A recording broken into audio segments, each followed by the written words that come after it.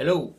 Thought I'd do a video log of instead of an email for my post Rob McCall 2016 recap.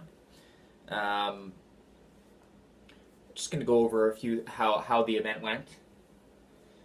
Well, obviously. But I just wanted to use my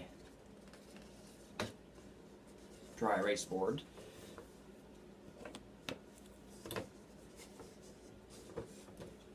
So I went over in a previous video how, first of all, I've mentioned in several videos how my kids tend to skate better in competitions than your average coach. That's one of the things I do very well. Not particularly concerned about procedure or protocol or kind of the regular detail work that most coaches are very concerned about at competitions. I don't really give a crap if what kind of process we have to get people on the ice and have a good skate. I'm willing to try a whole bunch of different often out of the box methods in order to try to get good results. So we had about a half dozen strange events this past weekend. A couple of them were completely my fault, and a couple of them were, well, the majority were not my fault. And it makes it a little more exciting, but as I said at the event, other than my heart beating 20 times its regular rate during Sandra's solo, everything usually ends up coming out okay. My kids end up skating well, irregardless of any particular procedural mess-ups I have or that are made. And yet I've been accused by several coaches of being fairly poor at dealing with my kids at competitions. How do I do this? So I mentioned in a previous video how my kids skate at events. I'm going to do a little graph here.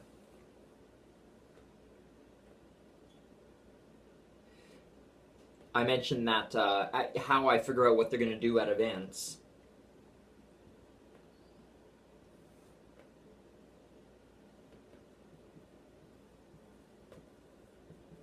I gotta do it. I should do this beforehand next time.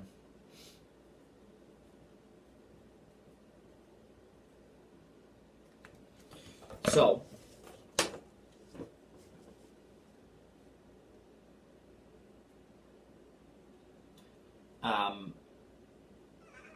what I eventually do is a bunch of in all the skates leading up to performances, all the run-throughs of solos. There's usually a worst solo that they do out of the last 2-3 weeks, and a best solo. What I generally expect for most of my kids is for them to be kind of the average of all their solos in the last 10, the last 10 solos they've done for me, the last 5 solos. Now, generally speaking, normally those solos will get a little bit better over time. But I just wanted to go through all my skaters this weekend. So if you want to know specifically what your skater did, you're going to have to listen up a while. Just to give not only an indication individually of what your skaters did, but what my skaters did as a whole. So the first skater, I'll do them in order of events too. So the first skater I had was Rachel's interpretive. Now, again, that interpretive has been getting better day by day. It hasn't been flawless yet in practice ever, so there's no reason to, it's completely unreasonable to expect it to be flawless in practice. I don't think it was the best it's ever been, but so it would take it out of this range and put it a little lower. But I would say it was above average. She had been forgetting choreography. She had been ending off time. There'd been a variety of problems, and she didn't have those problems this time. So I'm going to call this. I'm going to say that I basically judged that as about an 8 out of 10. This being the best possible solo she's ever done. She was pretty close. And all of this is well within the range of tolerance. This is what I expect. I'd be a little disappointed if people were getting near the bottom end of their regular execution in practice. And we'll go through this and see. Now, the next day for free skate, The last 3 weeks, she'd been missing her combination spin almost every time, and she missed it at the competition. Just, hurt her score, but completely expected. She was usually missing one axle. She'd done several solos where she missed both axles. She landed both axles, so that was above average. I would still say, on average, she had a few stumbles on choreography, forgot a little choreography, again, totally normal. I would say, I would call her second solo pretty much average. She's done worse, she's done better. So I'd say that was totally fine. Sunday, first skater I had was Sora. Now, as I mentioned to the parents, and I think I mentioned with Sora, her solo had been, about a month and a half ago, was hovering around the merit mark, and I was trying to get it heavily into the bronze. And the last 3 weeks, there was this, the loop started getting bigger and cleaner and better. Backspin started getting better. Speed started getting better in the waltz jump toe loop. Just a bunch of things started improving in the last two weeks or so. I'd say the last 5 solos each got significantly better. And at the competition, she held her landings in a better position, checked, and longer than she does in practice ever. So that puts her above the best ever. She did miss her backspin, which she misses a lot in competition, but she did the best loop she'd ever done in competition. She did the best waltz jump toe loop she's ever done. Sorry, the best loop she's ever done ever. Never mind in competition or practice. So on average, I would say for sure that was the best solo she'd ever done. So oddly enough, she was not in the normal range of expected range of execution. She was slightly above it. Next skater was Jessica. Jessica had been getting a really good loop the last 2 or 3 solos, missed it at this competition. Again, fully rotated, had good speed and height. I'd say that's probably average, not below average. She was landing it, which would have put her up in this range. Had she not rotated it or failed to do the second jump, it would put her down below average. Camel sit she'd never done in her program before, so that puts her up here. She didn't forget any of her landings. She fell on her lutz, which is, she lands at maybe 3/4 of the time in competition, so that's maybe a little below average. Speed was okay. She didn't forget any choreography. Spirals were better than normal. She landed a pretty good sow cow. Her backspin was average. Generally speaking, I'd say it was probably an average performance. Maybe slightly above average, but I'd say generally average.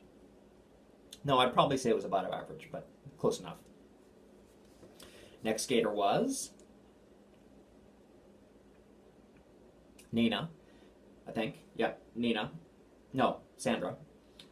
So Sandra had a lot of issues on the day. At least one caused by, well, 2 caused by me, kind of. She ended up skating. Now, Sandra's a skater that this range of performance for her is huge.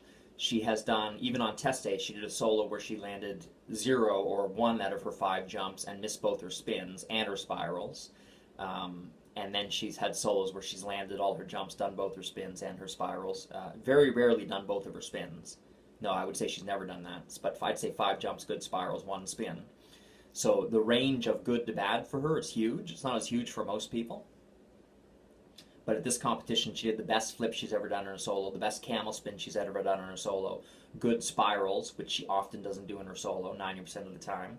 She did land her loop, which she doesn't about half the time in her solo. She did a backspin, which she doesn't do about a quarter of the time in her solo.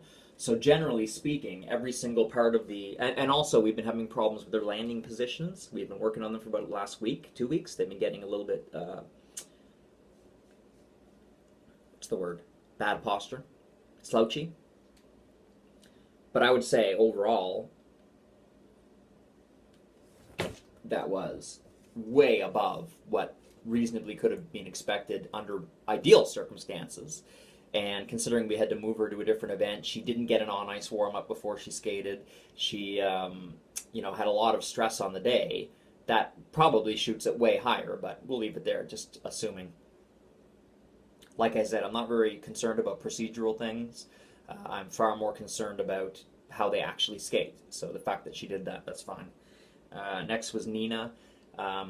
Kind of the same situation as Sandra. Nina is capable of missing several jumps in her solo. She sometimes forgets to have landings. The landing positions have been getting worse in the last 2 weeks. We've been trying to struggle to get them back to a good position and held. She did all of that in the competition, which puts her at above average. She did her combination spin, which she only does about half the time, under-rotated, but she does that in practice all the time too. Her spirals were better than normal. She landed all her jumps, which she doesn't, maybe does that maybe 40% of the time. So overall, I don't really think she did anything below average. So that would put her, I wouldn't say it was an amazing solo, but I'd put her right up by her absolute maximum execution that she ever does in practice. Which again, great. Second one was Maddie. Now Maddie's a little bit of, her range of execution in her solo is very, very tiny. A bad solo for her is missing an axle. Bailing out of an axle, not even really trying it. Her best solo is clean. Clean all the way through with all the elements. And I would say 75% of her solos were clean. So I expected a clean solo. She touched down on one axle, but got the full bonus points. Otherwise did okay. I'd say slightly better than average. Again, anything in here is totally acceptable. Anything in here I would consider good. This is the upper level of their execution. And the last skater I had was Becky, who has again, a little bit of everybody's has unique circumstances surrounding theirs. Becky's is that she somehow said, every competition I've done, this is the third or fourth, and I've done 2 test days with her now. She always seems to execute a little better under stress than she does in practice. She's been doing a couple solos recently with 2 axles, but she generally makes one mistake in the solo, whether it's falling on an axle. She's fallen on both axles a couple times. She's missed her spin a couple times, her combination spin. She's missed her spirals now and then. Landings are always good. Speed's always good. She has a couple choreography things she does that are a little weird, and she did those in the competition. But generally speaking, I wouldn't say she did anything below average, so I would put her, again, probably up closer to the upper range of things. Up around here. So those are the 8 solos, right? Yeah, those are the 8 solos I did. So you can see, if you did this chart for other coaches, you'd see people probably evenly distributed, and as I said in one of my videos, there are coaches who their kids tend to skate bad. They get their kids, if their proper organizational procedure isn't followed, if a kid's a little late or forgets the right mittens or forgets to do her hair the way they wanted or whatever, they get uptight and squirrely, I guess is the right word, and I think that reflects to the kids and makes them nervous and makes them skate worse. So there are coaches whose kids tend to gravitate towards the bottom end of their average or even below their average. In my coaching, I've only had one that I can think of I'm currently coaching, Nicole, who occasionally would dip below average and shock me at how badly she skated in competitions. But for the most part, this is pretty representative of how my kids skate. Best solo she ever had, best solo she ever had, close to the best solo she ever had, way above average solos, above average solo, 2 average solos.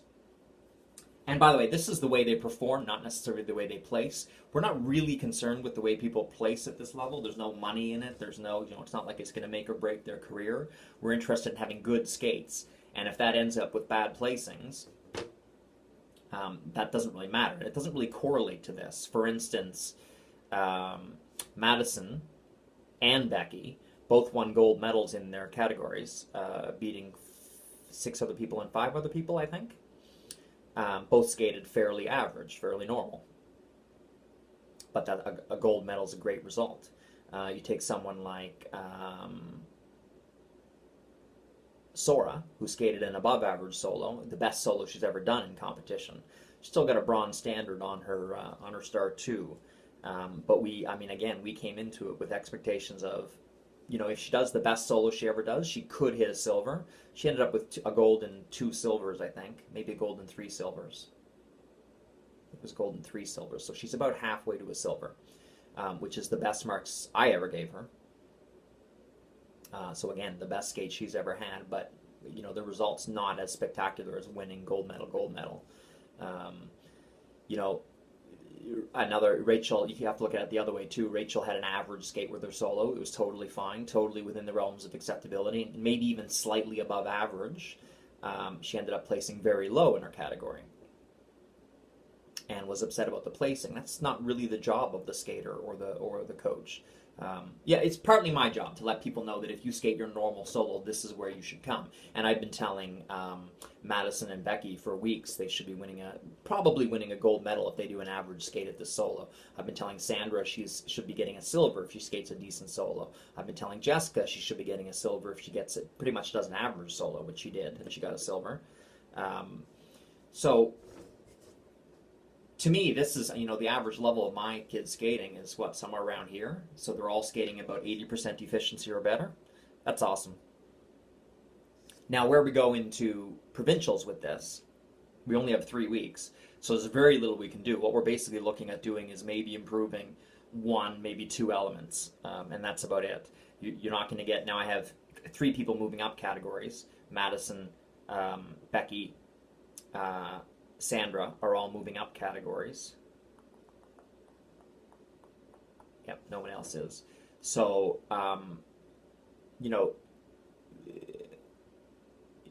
we're kind of lowering our expectations for provincials, even though provincials is an easier competition than Rob McCall. The marks might end up being slightly lower in their higher level events than they were before. Well, I don't know. I guess I don't have anything else to say. Anyway, despite the difficulties at the event, I had one skater who brought 1 CD instead of 2, which you're not supposed to be able to register with 1 CD, but they let her. I had one skater who misunderstood the time of her event and ended up late. I had a couple skaters who had wardrobe problems. I had some skaters who didn't bring warm-up sweaters or proper gloves. I missed a warm-up for a skater. That was completely my fault, and I was fairly, I'm not concerned about standing there and waiting to get, on the ice exactly when you're supposed to. Everything's very relaxed, should be very relaxed. So I'm very unconcerned about all that stuff, and that sometimes freaks out the kids when they think they should be doing something now, and I'm kind of meandering into it slowly. But as the results kind of speak for themselves, my lackadaisical attitude towards, getting people in the right place at the right time with the right clothes, with the right hair, and the right look, etc., etc., etc.,